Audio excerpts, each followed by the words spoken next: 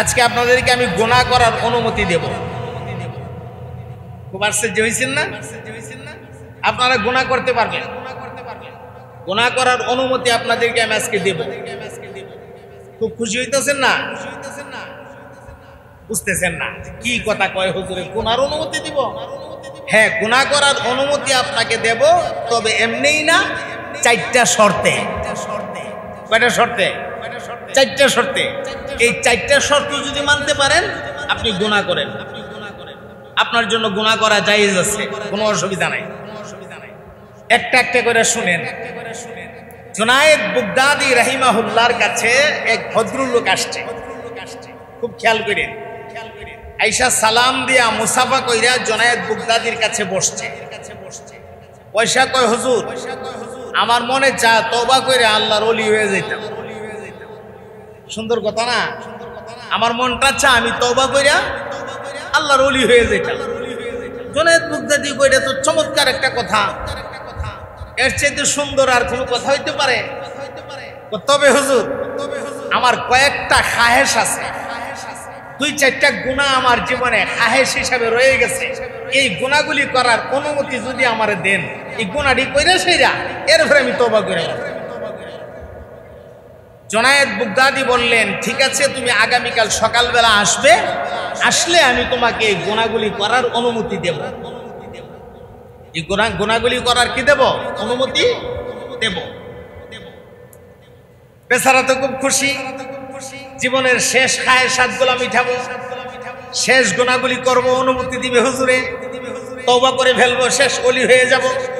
খুব খুশি। বাড়িতে আসছে, পরদিন সকালবেলা হাজির। হুজুর, আপনি না আমাকে গুনার অনুমতি দিবেন, আমি অনুমতি নেওয়ার জন্য আসছি। এই গুনাহটি কইরা হুজুর আমি তওবা করে আল্লাহর ওলি হয়ে যাব, আর গুনাহ করব না জীবনে। তো জুনায়েদ বাগদাদী বললেন, ঠিক আছে, গুনাহ তুমি করবা? বলে হ্যাঁ করব।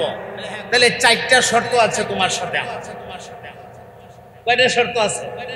চারটা শর্ত।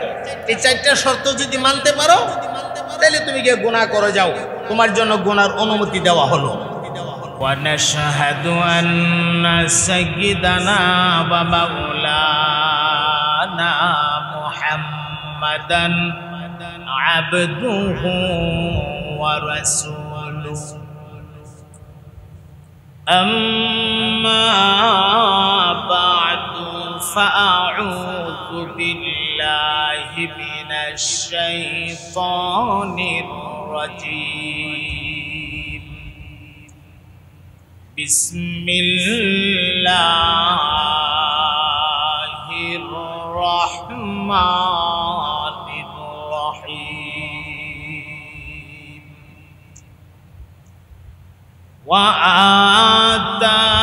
وآتاكم من كل ما سألتموه وإن تعدوا نعمة الله لا تحصوها إن الإنسان لظلوم كفار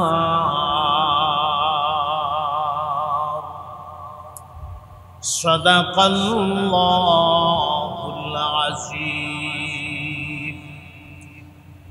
اللهم صل على سيدنا ومولانا محمد وعلى آله وأصحابه وسلم জবান খুলে মোহাব্বতের আওয়াজে সকলে মিলে পড়ুন বালাগাল উলা বিকামালিহি কাশাফাদ দুজা বিজামালিহি হাসনাত জামিউ খিসালিহি সাল্লু আলাইহি মাশাআল্লাহর মোহাব্বতের আওয়াজে পড়ুন বালাগাল উলা বিকামালিহি كشف الدجى حسنت جميع خصاله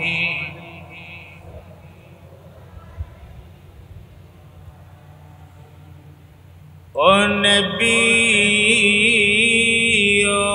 من رحمة لقب بان والا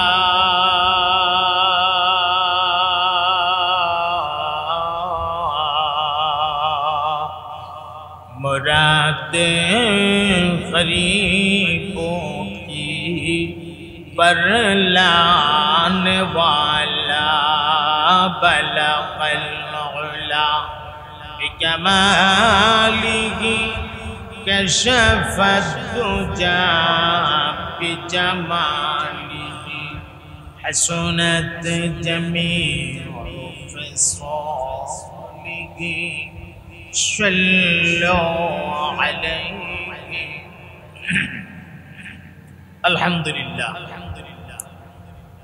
আল্লাহ জাল্লা শানুহুর আলিশান দরবারে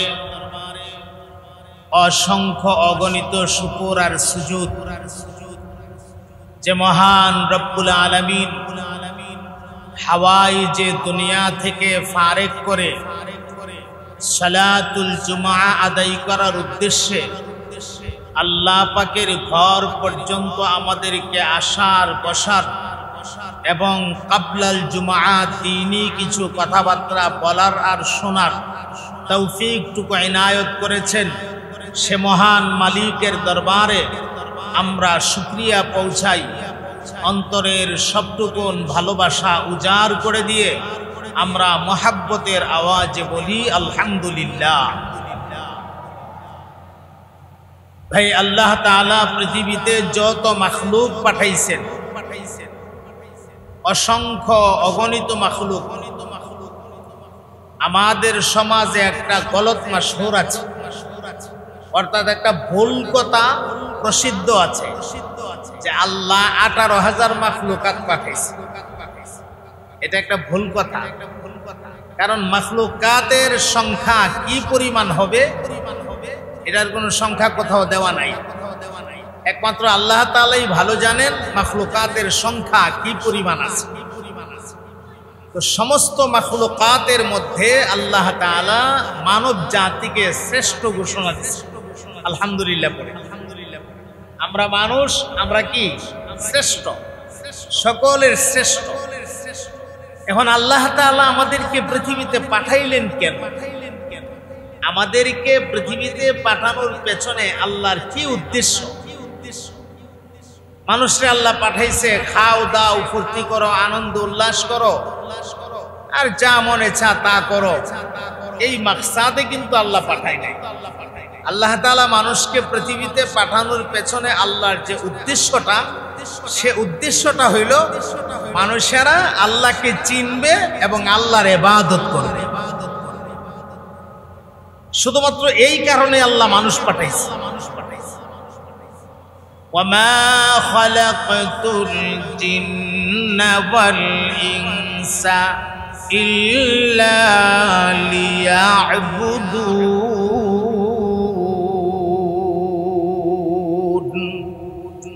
জিন এবং ইনসানকে আল্লাহ তাআলা বানাইতেন না, বানাইছেন কেবলমাত্র আল্লাহর ইবাদতের জন্য।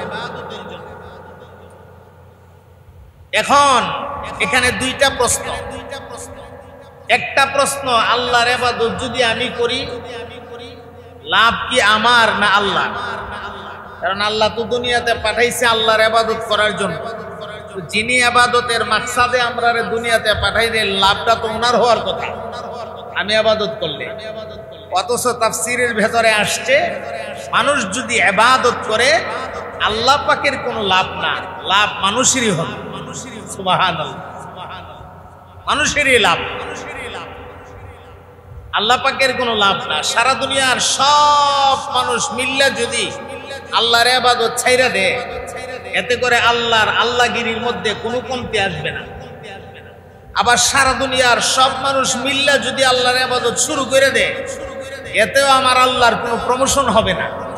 আমার আল্লাহর প্রমোশন নাই, ডিমোশন নাই। আল্লাহ যেমন ছিলেন এমন আছে, এমনই থাকবে। হ্যাঁ, মাঝখানে ইবাদত যদি আমরা করি আমরা লাভবান হয়ে যাব। এটা বলতে গেলে অনেক কথা, কি লাভ আমরা লাভবান হব, এটা অনেক কথা। 2 নাম্বার প্রশ্ন হইল, আল্লাহ যদি শুধু ইবাদতের জন্যই পাঠাইয়া থাকে,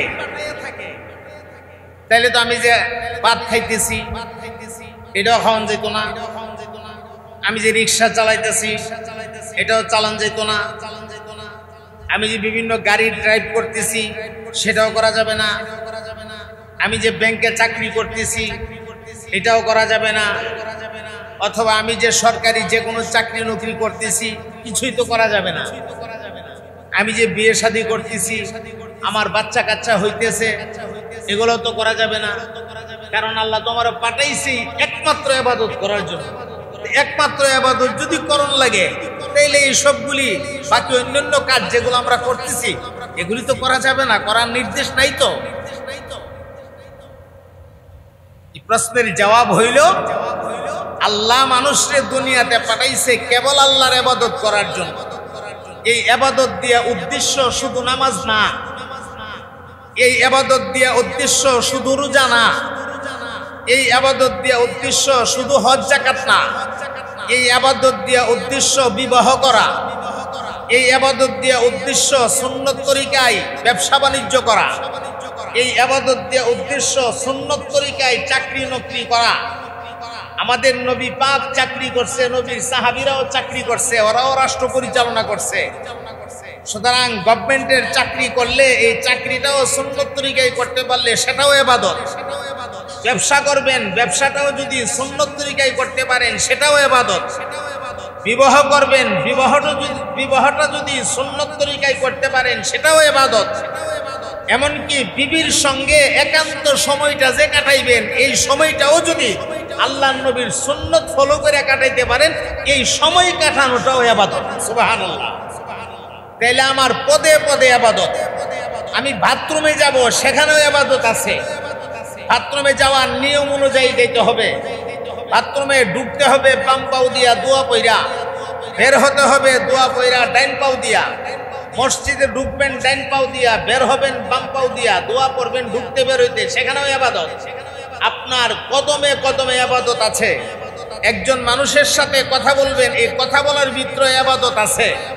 100টা কথা বললেন, 100টা কথার ভিতরে যদি 5, 10, 20টা কথা দ্বীনি লাইনের হয়, আপনার প্রয়োজনীয় কথাই বলছে, এর ভিতরে 2, 4, 5টা কথা দ্বীনি লাইনে বইলা ফেলাইছেন, পুরা সবগুলি কথা ইবাদতের মধ্যে গণ্য হয়ে যাবে। তাইলে আমি সব করতে পারবো। শুধুই ইবাদতের জন্য পাঠাইছেন এর অর্থ এই না যে শুধুই ইবাদত করবা, নামাজ করবা, রোজা রাখবা, হজ করবা, যাকাত দিবা, আর কিছু করতে পারতা না। শুধু ইবাদতই করবা। ইবাদতের অর্থ হইল তুমি যা যা করবা তোমার সব কিছু জন্য ইবাদত হয়। তুমি খানা খাইতে গেছো, তোমার খানা খাওয়াটাও যেন ইবাদত হয়।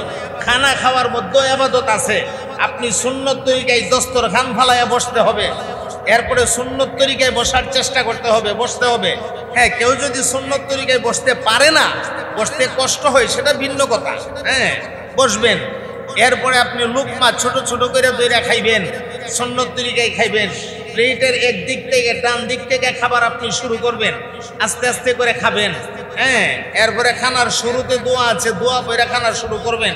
যদি দোয়া ভুল্লা যান, মাঝখানে মনে হয় আমি দোয়া ভরছি না, সেখানেও আবার সমাধান দেওয়া আছে, মাঝখানে গিয়ে দোয়া ভরবেন।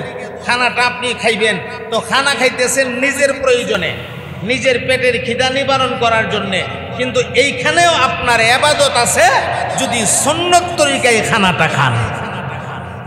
এমনকি আপনার মাথার চুল রাখার মধ্যে ইবাদত আছে। কন্টিনিউ ইবাদত যারা বলা হয়, ইবাদতটা জারি থাকবে।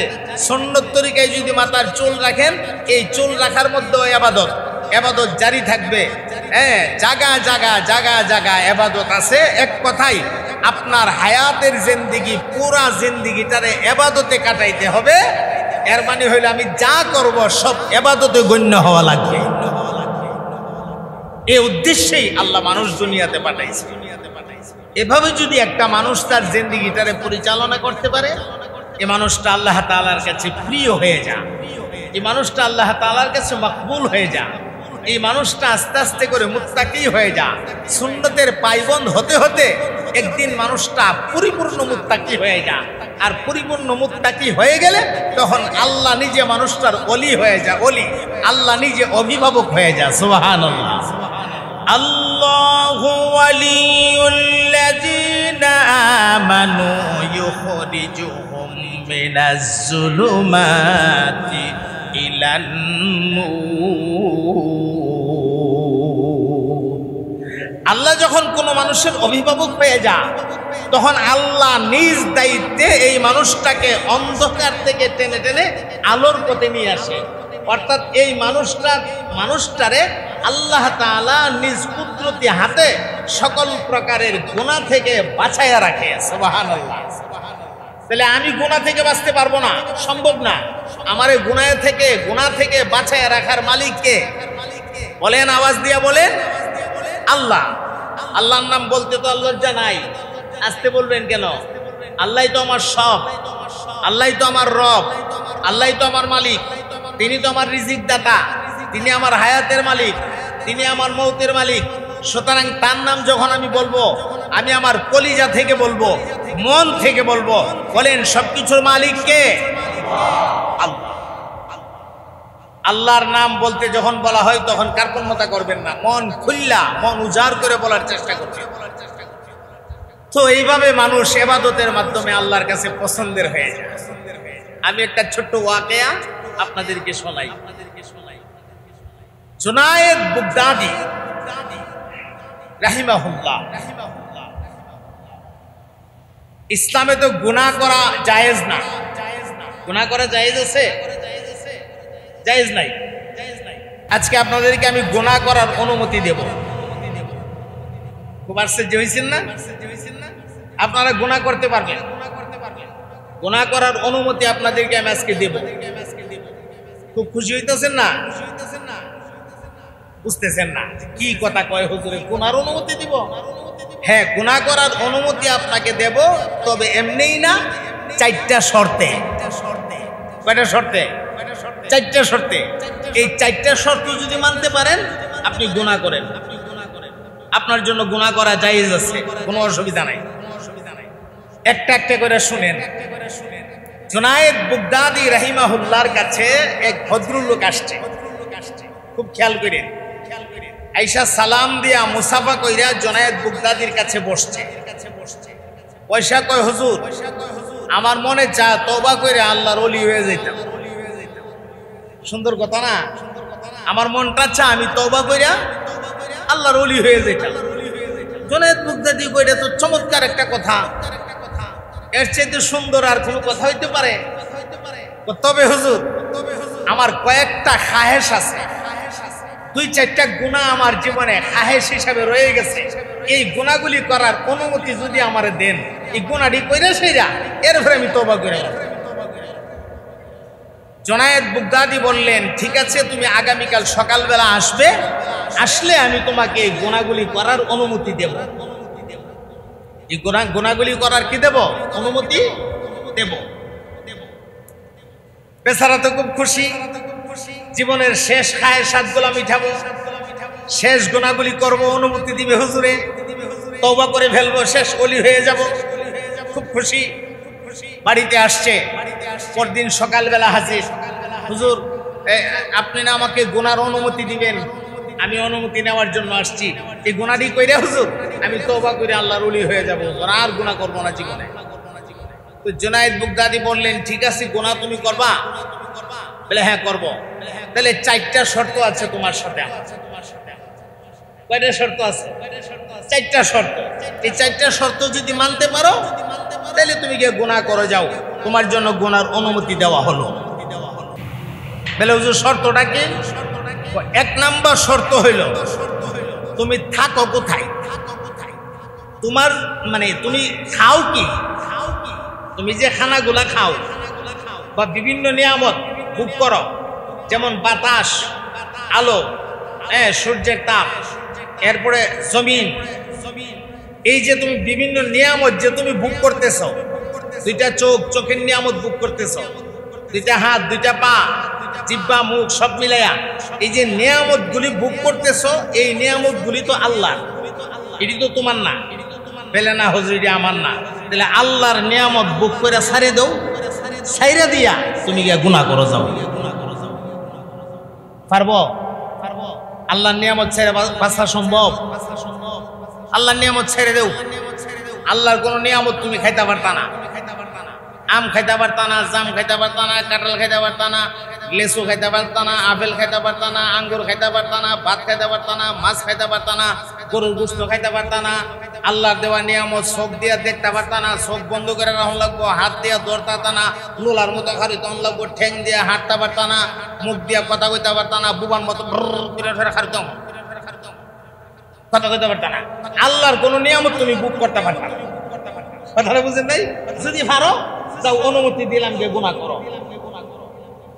ফরসিনি ভেস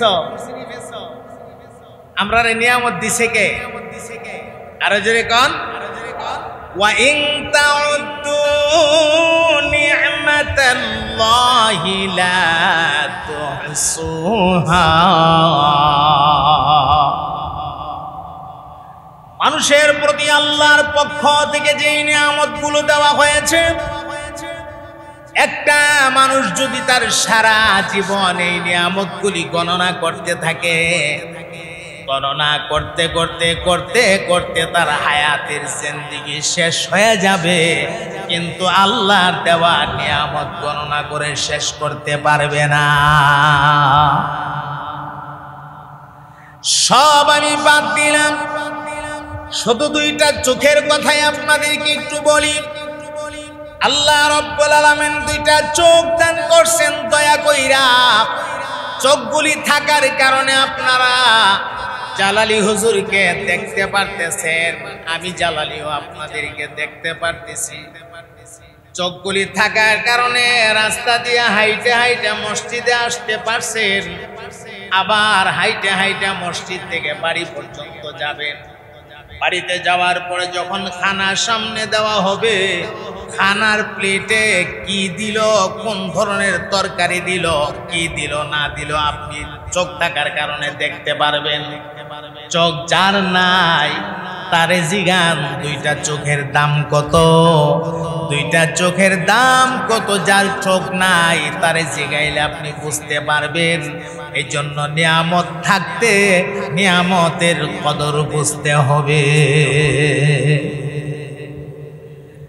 আল্লাহ রাব্বুল আলামিন চোখ দিয়েছেন। এ ভাই কান লাগায়া কথাগুলি শুনবেন। বিভিন্ন নাটক, বিভিন্ন ছায়াছবি, উলঙ্গ বেহায়াপনা নারীদের নাচ গান ইত্যাদি দেখার জন্য আল্লাহ রাব্বুল আলামিন আপনাকে চোখ দেয় নাই, আপনাকে চক্ষুগুলো দান করা হয়েছে আল্লাহর কোরআনুল কারীমকে তেলাওয়াত করার জন্য। আপনাকে চক্ষুগুলি দান করা হয়েছে। আল্লাহর দুনিয়ায় অসংখ্য নিয়ামত আছে, নিয়ামতগুলো দেখার জন্য। এই নিয়ামতগুলি দেখো, আল্লাহ কো নিয়ামত দেখা দেখা ওই নিয়ামত থেকে আমি আল্লাহর পরিচয় তুমি লাভ করো। সুবহানাল্লাহ।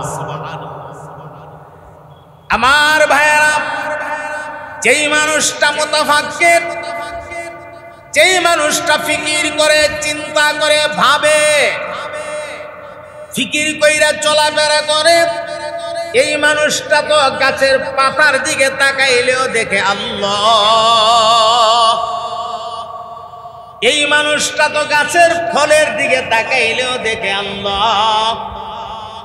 এই মানুষটা তো গাছের ফুলের দিকে তাকাইলেও দেখে আল্লাহ। ফাআইনামা তুওয়াল্লু ফাসাম্মা ওয়াজহুল্লাহ। আল্লাহর দুনিয়ায় যেদিকে তুমি তাকাইবা সেদিকেই যেন তুমি দেখবা আল্লাহ আল্লাহ। আল্লাহ ছাড়া যেন দুনিয়াতে আর কোনো কিছু নাই। ডাব গাছের নিচে দাঁড়ায়া দাঁড়ায়া তুমি ভাবতে থাকো, এত উঁচা আমার 3 তলা 4 তলা বিল্ডিং এর পরিমাণে উঁচা আমার ডাব গাছটা। আমার বিল্ডিং এ পানি উঠাই দিবি, আর ছাদের উপরে ট্যাঙ্কিতে পানি উঠাবো, একটা মোটর লাগাইছি, বিদ্যুতের প্রয়োজন হয়, সুইচ টিপ দিলে ওই মোটরের মধ্যে পাম্প আছে, সেখানে পাখা আছে, পাখাগুলি ঘুরে টাইনা পানিগুলির উপরে ওঠা। আল্লাহ ডাক দিয়া করে, বান্দা তোর বাড়ির ডাব গাছের দিকে তাকায়া দেখ রে, কোনো মোটর নাই, কোনো বিদ্যুতের সংযোগ নাই, তোর ডাব গাছের মাথার মধ্যে আমি কতগুলো বিশুদ্ধ পানির ট্যাঙ্কি লটকায়া দিছি। এটা দুনিয়ার কোনো বৈজ্ঞানিকের দ্বারা করা সম্ভব না। এই কাজটা যিনি করলেন তিনি হলেন তোমার আল্লাহ।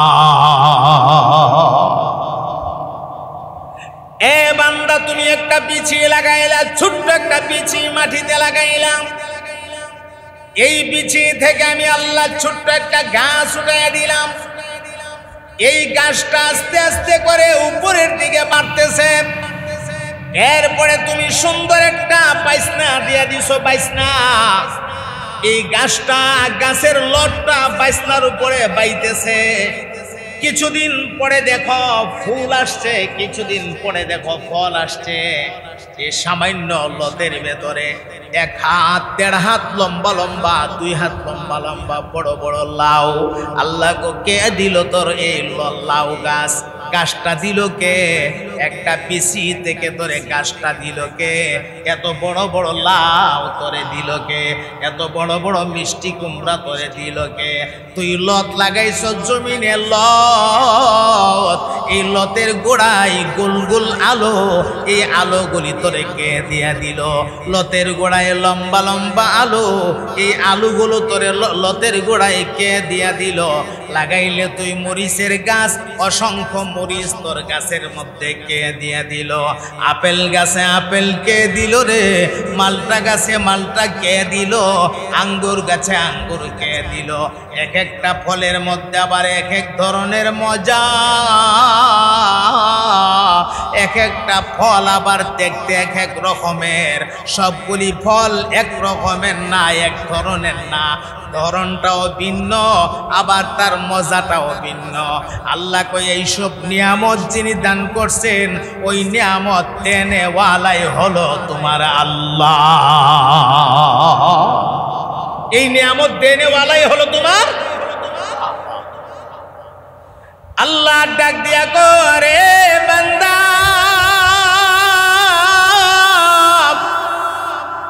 এ আমি তোরে দয়া করে 2টা হাত দান করছি রে। বান্ধবীর হাতে দইরা দইরা ব্রাহ্মণবাড়িয়া টাউনে ঘুরবার লাগে আমি হাত দিছি না, আমি তোরে হাত দিছি না।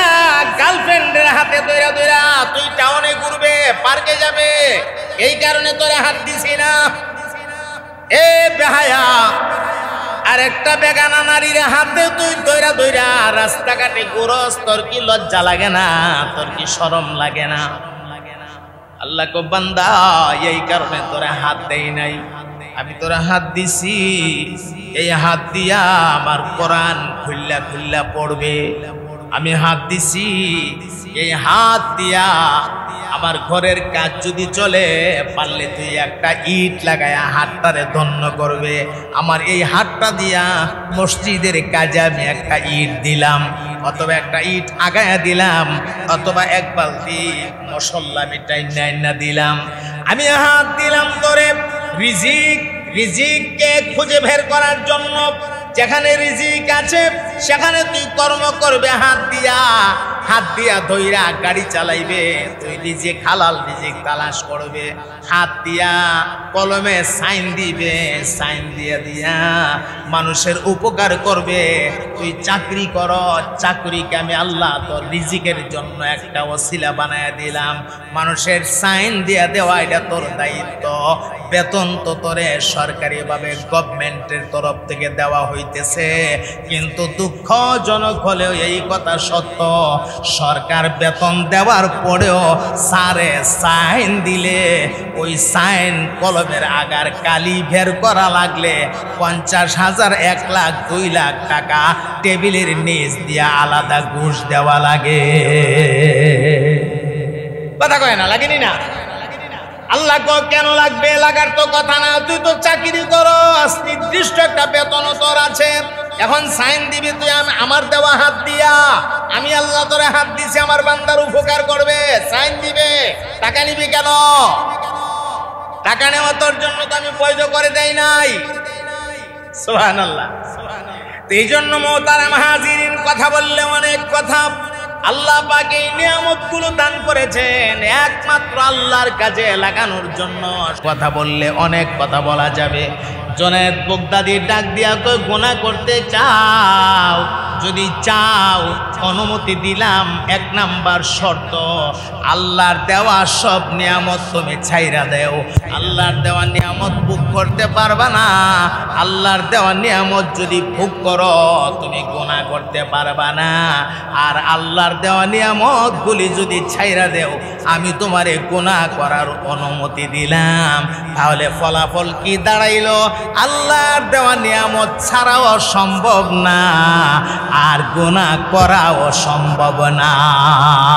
ঠিক কিনা? সুবহানাল্লাহ। জুনায়েদ বাগদাদি ডাক দিয়া কয়, 2 নাম্বার শর্ত, গুনাহ করার অনুমতি তোমারে দিলাম, তুমি গুনাহ করো, তবে আল্লাহর জমিনে থাকবে না। এই জমিন তোমার বাপ দাদার না, তুমি গুনাহ করবা মন চাইতেছে, তাহলে আল্লাহর জমিন ছেড়ে দাও, যাও। আল্লাহর জমিন ছেড়ে দিয়া কই যাইবা? যাও, যেখানে খুশি সেখানে গিয়া তুমি গুনাহ করো। আচ্ছা বলেন তো, আল্লাহর জমিন ছেড়ে দেয়া যাইব কই? আপনি কি মনে করেন শুধু বাংলাদেশটা আল্লাহর জমিন, অন্য দেশগুলো আল্লাহর জমিন না? গোটা পৃথিবীর ইঞ্চি ইঞ্চি মাটির কণা, সারা দুনিয়ার ইঞ্চি ইঞ্চি জায়গা, ওই সবগুলো জায়গার মালিক দুনিয়ার কেউ না, সবগুলির মালিক হলো আমার আল্লাহ। তাহলে আল্লাহর জমিন ছাইরা দিয়ে গিয়ে গুনাহ করে যাও অনুমতি দিলাম, তাহলে আল্লাহর জমিন ছাইরা কোনো যাওয়ানোরও সিস্টেম নাই, গুনাহ করারও কোনো সিস্টেম নাই। বেটারে গুনার অনুমতি দিতেছে, গুনাহ করতে পারবো?